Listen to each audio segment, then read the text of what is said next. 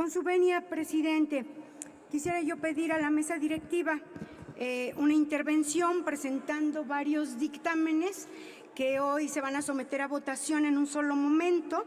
y pues solicito a la presidencia su deferencia con el tiempo de exposición.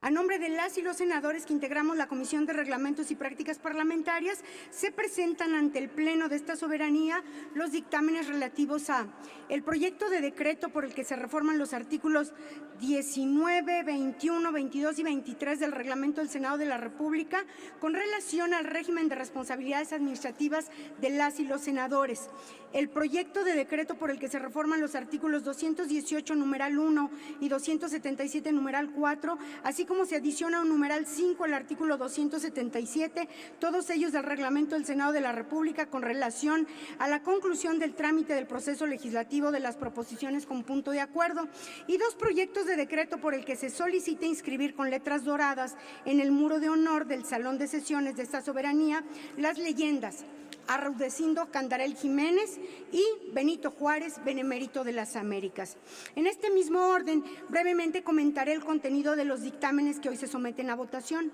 Dictaminamos la iniciativa de la senadora Claudia Anaya del PRI, en la que propuso la armonización de conceptos de responsabilidad administrativa de servidores públicos que le son aplicables a quienes integramos esta soberanía conforme a lo establecido por la Ley General de la materia, una de las llamadas 7 leyes anticorrupción de 2016 que derivaron en la reforma constitucional anticorrupción de 2015. En efecto, la Ley General de Responsabilidades Administrativas tiene por objeto distribuir competencias entre los órdenes de gobierno para establecer las responsabilidades administrativas de los servidores públicos, sus obligaciones, las sanciones aplicables por los actos o omisiones en que estos incurran y las que correspondan a los particulares vinculados con faltas administrativas graves, así como los procedimientos para su aplicación. En este sentido, es necesario subsanar las deficiencias jurídicas y dejar con precisión legal el procedimiento de sanciones y responsabilidades en el marco regulatorio del Senado de la República. En el dictamen se precisa la distinción entre la abrogación de la Ley Federal de Responsabilidades Administrativas de los Servidores Públicos y la derogación de ciertos títulos de la diversa Ley Federal de Responsabilidades de los Servidores Públicos, lo cual debe ser considerado para determinar los alcances del régimen de responsabilidades de las y los senadores. Asimismo, se actualizó el tratamiento legal para la responsabilidad administrativa de los servidores públicos del Senado, quienes serán sancionados por el órgano interno de control conforme a los procedimientos establecidos. Las consideraciones anteriores fueron votadas favorablemente por la totalidad de quienes integramos la Comisión de Reglamentos y con ese respaldo se pide a las y los senadores de este Pleno su voto en pro de este dictamen. Otro dictamen que presento a nombre de la comisión correspondió a una iniciativa presentada por el senador Roberto Moya del PAN, quien planteó las proposiciones con punto de acuerdo no dictaminadas dentro del periodo ordinario de sesiones en el que fueron presentadas se tengan por concluidas, procediéndose a descargar los turnos y enviar los expedientes al archivo histórico y memoria legislativa para su resguardo. Sobre este tema, debemos considerar la práctica parlamentaria que prevalece en el Congreso de la Unión, pues es común que la mesa directiva de ambas cámaras emita los acuerdos para la conclusión de las proposiciones con punto de acuerdo que no han recibido dictamen. En el caso de esta soberanía del Senado de la República, el acuerdo más reciente de este tipo es del 5 de octubre del 2021, en el que expresamente se reconoce que el reglamento del Senado no incorpora un procedimiento que permita abatir las proposiciones con punto de acuerdo pendientes de dictamen.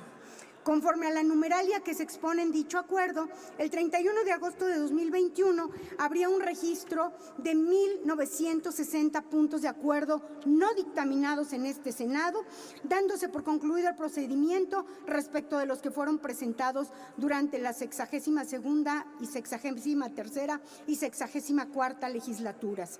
Estaremos de acuerdo en que es necesario terminar con el rezago legislativo para dar productividad a la actividad parlamentaria, Por ello es que las proposiciones con punto de acuerdo no dictaminadas del periodo ordinario se tendrán por concluidas, procediéndose a descargar los turnos y enviar los expedientes al Archivo Histórico y Memoria Legislativa, toda vez que en la mayoría de ocasiones se trata de asuntos que han sido atendidos o han cumplido su propósito. Es por lo anterior que pido a esta Asamblea también su voto favorable para el referido dictamen. Ahora bien,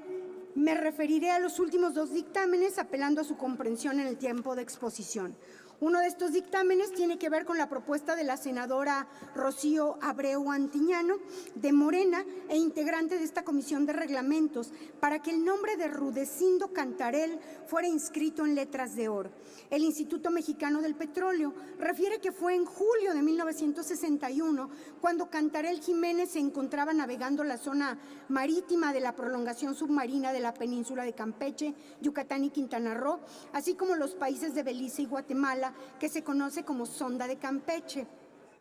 cuando divisó una mancha negra sobre el agua en la que se formaban burbujas que venían de las profundidades, por lo que mencionó a sus compañeros pescadores que seguramente se trataba de petróleo. Pasaron 7 años y en 1968 se mencionó el hallazgo con un trabajador de Pemex, quien le sugirió hablar del caso con personal competente de la petrolera. Fue en 1971 que Rudecindo Cantarell se presentó en la Superintendencia de Explotación de Pemex en Coatzacoalcos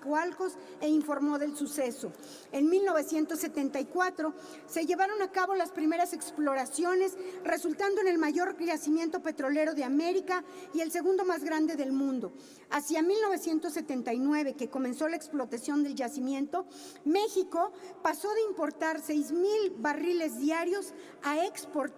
37,000 barriles diarios, lo que posicionó a nuestro país como el 7º productor mundial de petróleo. Este yacimiento fue nombrado Complejo Cantarell en honor a su descubridor.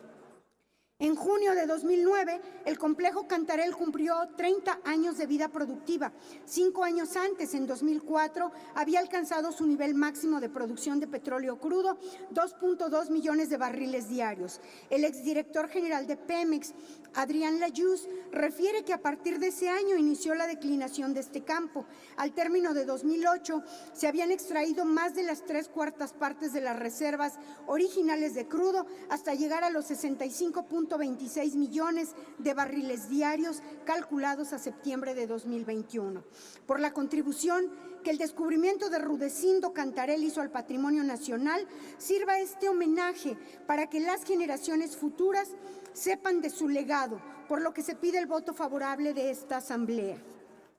El siguiente dictamen está relacionado con la propuesta del senador Raúl Bolaños Cachocué, parlamentario del Partido Verde Ecologista de México, para inscribir en letras de oro la leyenda Benito Juárez, benemérito de las Américas. Benito Pablo Juárez García nació en San Pablo Guelatao, Oaxaca, el 21 de marzo de 1806. Fue hijo de indios zapotecas agricultores y aprendió a hablar el español a los 13 años de edad cuando se trasladó a la ciudad capital de Oaxaca. Se matriculó en el Seminario de la Santa Cruz, donde estudió latín, filosofía y concluyó el bachillerato en 1827. 6 años después, se recibió de abogado en el Instituto de Ciencias y Artes de Oaxaca. Benito Pablo Juárez García dejó un legado institucional, político y jurídico que trascendió más allá de nuestras fronteras. Indudablemente, hoy no podríamos entender la fortaleza de nuestras instituciones sin el referente del pensamiento juarista,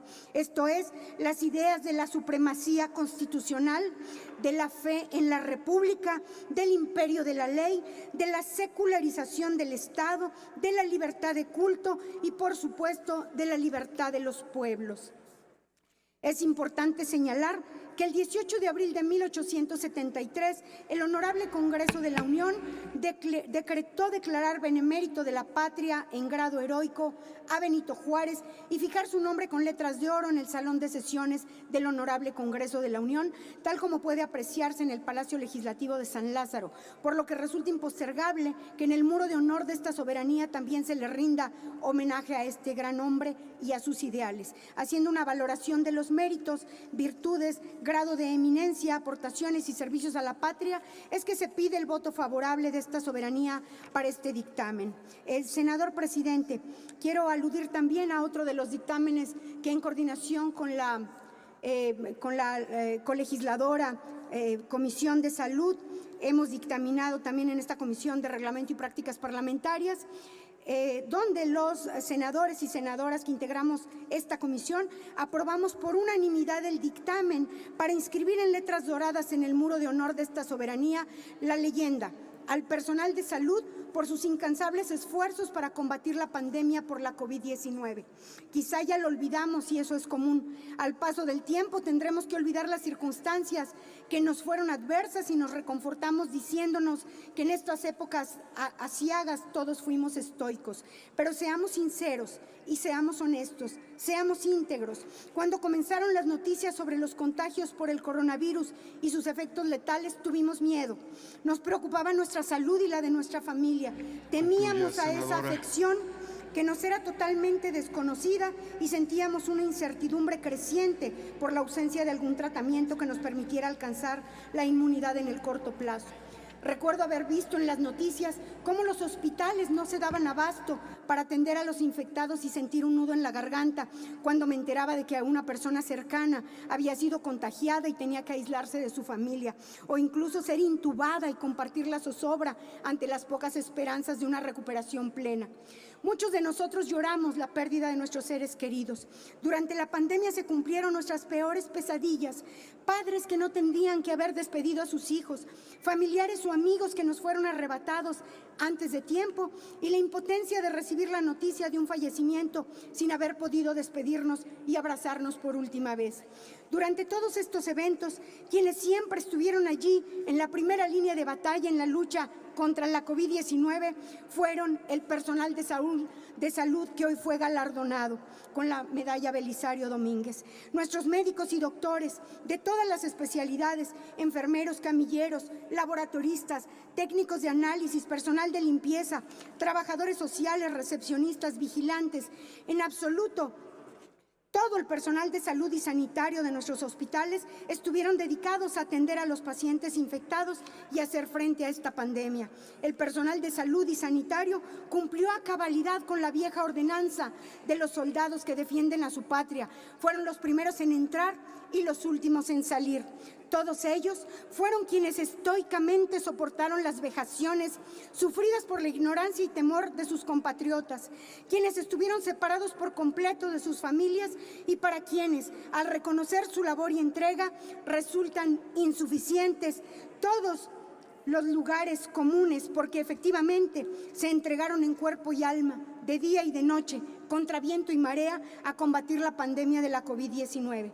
Que en aras de honrar sus incansables esfuerzos y que de las generaciones futuras no olviden jamás su legado, sean estas letras de oro homenaje que nuestra soberanía les rinde. Es cuanto, senador presidente. Gracias por su comprensión en el tiempo con el uso de la voz. Muchas gracias.